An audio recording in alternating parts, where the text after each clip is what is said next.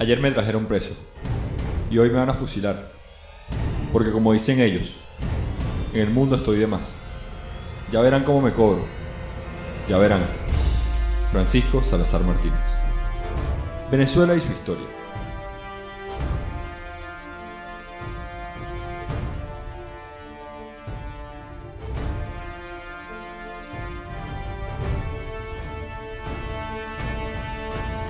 Dictadura de Marcos Pérez Jiménez.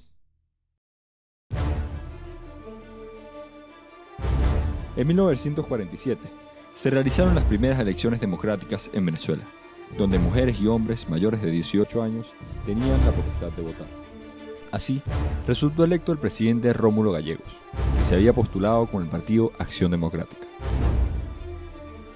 En el año siguiente, había mucha tensión y existían muchas opiniones divididas. Mediante un ultimátum, el alto mando militar pidió a Gallegos expulsar del país al señor Rómulo Betancourt, así como la prohibición al teniente coronel Mario Vargas de regresar del exterior y la desvinculación del presidente del Partido Acción Democrática. Al negarse el presidente Gallegos a aceptar esas condiciones, los militares le hicieron preso. El golpe militar no encontró ninguna resistencia. Así, el 24 de noviembre de 1948, el presidente Rómulo Gallegos es derrocado y se crea una junta militar de gobierno, integrada por los oficiales Carlos Delgado Chalbó, Marcos Pérez Jiménez y Luis Felipe Llovera Páez. El nuevo gobierno disolvió al partido Acción Democrática, estableció la censura a la prensa, suspendió las garantías constitucionales y sometió a severas limitaciones al resto de los partidos. De Maturín nos vinimos para Caracas, pero nos vinimos porque mi papá fue muy perseguido por la Seguridad Nacional, porque mi papá era comunista. Después de Maturín, él estuvo preso, 3 veces cayó preso. Vivimos en un sótano durante 2 años, prácticamente escondida, porque no podíamos decir separada de mi papá, porque estábamos nosotras, pero mi papá no. Mi papá siempre estaba un poquito alejado de nosotras porque lo perseguían. Al gobierno no le faltaban recursos, ya que Venezuela llevaba 30 años produciendo petróleo y para 1950 era el mayor exportador del mundo. La Junta Militar buscaba modernizar al país con obras de infraestructura, continuó algunos proyectos ya iniciados y emprendió otros de gran magnitud, como la autopista Caracas-La Guaira. El caso de Pérez Jiménez hay que tomarlo en consideración con mucho cuidado en el sentido del contexto político en el cual le tocó actuar.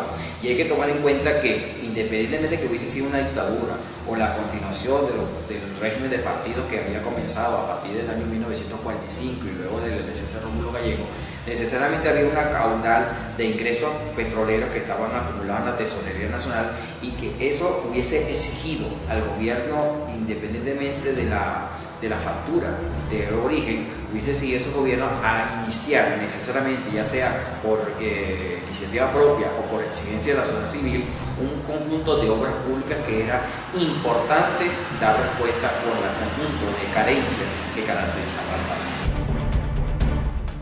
En 1950, después del asesinato del teniente coronel Carlos Delgado Chalbó, la dictadura adquirió una nueva forma. Surgió la Junta de Gobierno de los Estados Unidos de Venezuela. Dicha junta estaba presidida por el doctor Germán Suárez y los coroneles Marcos Pérez Jiménez y Luis Felipe Llovera. Con la Junta de Gobierno se intensificó la represión política. La dictadura se hizo más agresiva, aumentaron las torturas, los prisioneros y los exilios. Más de 400 detenidos fueron enviados al campo de concentración de Guasina, un islote ubicado en el delta del Orinoco. Allí fueron torturados y sometidos a trabajos forzados grupos contrarios al régimen, en los cuales figuraban estudiantes, obreros y profesionales opositores, en su mayoría miembros de Acción Democrática y del Partido Comunista. ¿Hasta qué punto realmente los venezolanos en aquel entonces se sentían seguros? ¿Cómo sentirse seguros si no había posibilidad de libertad de expresión en Venezuela? ¿Cómo sentirse seguro si la policía política tenía como principal función, la policía, no solamente la policía política, la Seguridad Nacional, sino los organismos de seguridad en aquel entonces civiles, administrados, tenían como principal función amedrentar a la población para que no participara no solamente en la militancia de partidos políticos, sino en manifestaciones contra el régimen? En 1952, la Junta de Gobierno llamó a elecciones para la Asamblea Constituyente, donde participaban el Frente Electoral Independiente, FEI, que era el partido oficialista, y los partidos de oposición, COPEI y Unión Republicana Democrática, URD. El partido URD contaba con el apoyo de Acción Democrática y el Partido Comunista de Venezuela. Los primeros resultados muestran como ganador a URD, pero el gobierno desconoce estas elecciones. En diciembre de 1952, Marcos Pérez Jiménez anuncia que la Junta de Gobierno renunció y que él fue nombrado presidente provisional de Venezuela. El 19 de abril del año 1953, Pérez Jiménez es proclamado presidente constitucional para el periodo 1953-1958. Así, comienza oficialmente la época perejjimenista. Su tendencia fue derechista, conservadora, nacionalista y militarista. Marcos Pérez Jiménez implementa a su gobierno el lema «El nuevo ideal nacional», que se basaba en construir obras públicas. Se realizaron decenas de nuevas vías, edificios, hoteles, se expandía la ciudad. Se construye la ciudad universitaria, las torres del centro Simón Bolívar, la autopista del Este, Paseo de los Ilustres, el Aula Magna, el teleférico de Caracas, las Torres del Silencio y la autopista Caracas-La Guaira, que se considera la mayor obra realizada. El gobierno de Marcos Pérez Jiménez consagra como Semana de la Patria los días que concluyen con el 5 de julio. Los destina a rendir homenaje a los héroes de la nación, en una combinación de actos en los cuales se mezclan la exaltación de los libertadores y las realizaciones del gobierno, como la rendición de nuevos templos dedicados a engrandecer la patria. El control del régimen en la vida de los venezolanos era total. Todavía había persecución política y censura.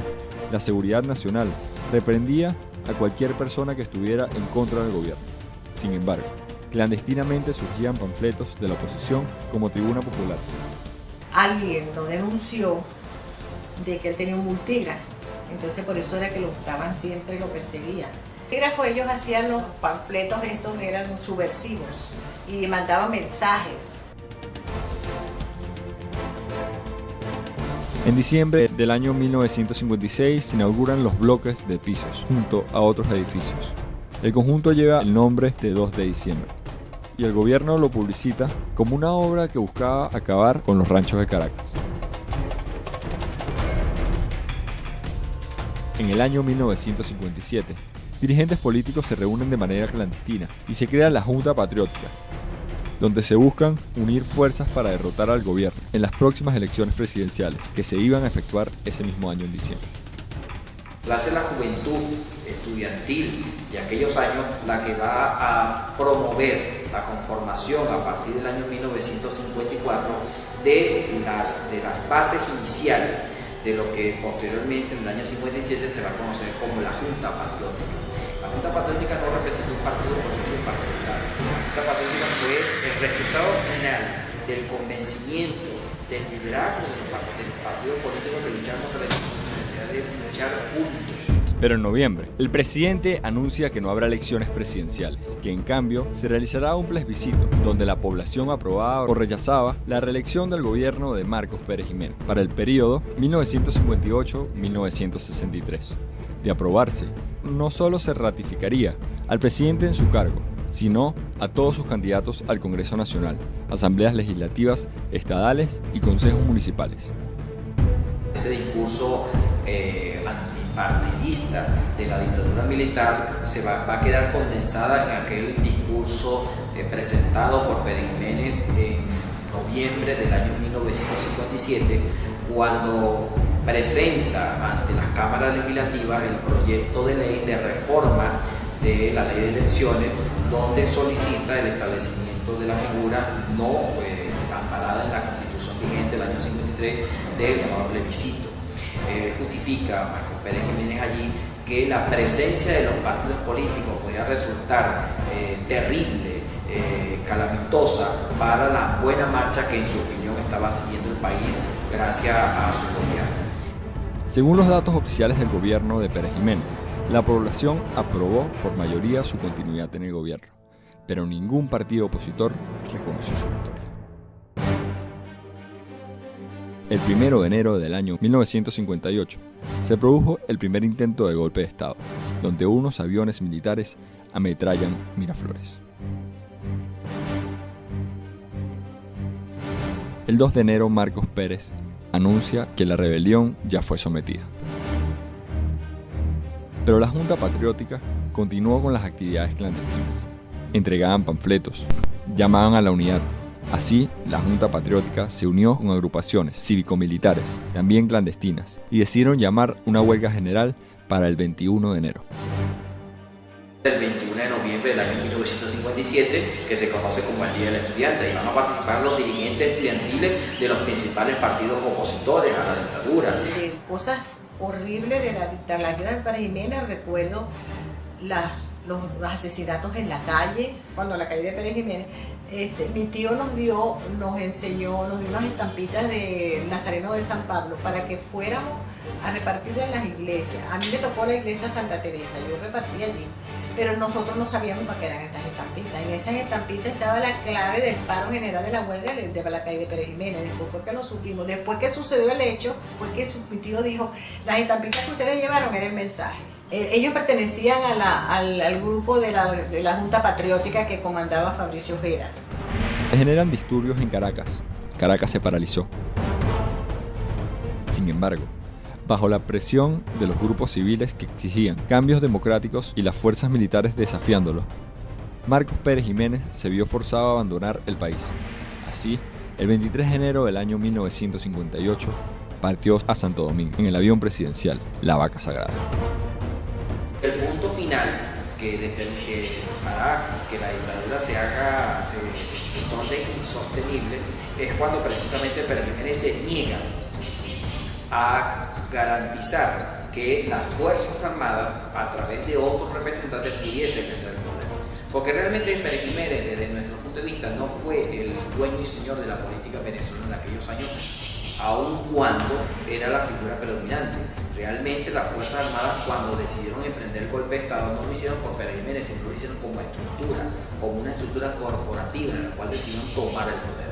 No es casual que en los discursos políticos de la época y las acciones representativas del momento evidenciaran que era el gobierno de las Fuerzas Armadas en la cual Pérez Jiménez ejercía la presidencia, por lo menos desde el año 53, como el representante natural de las Fuerzas Armadas. Pero para el año 1957, el alto mando militar consideraba importante hacer como una especie de renovación de esa jefatura militar, porque había otros líderes militares que en condiciones normales consideraban que podían también ejercer la presidencia. Allí es cuando Pérez Jiménez pierde la sintonía con la estructura que le garantizaba la sustentabilidad de su permanencia en el gobierno.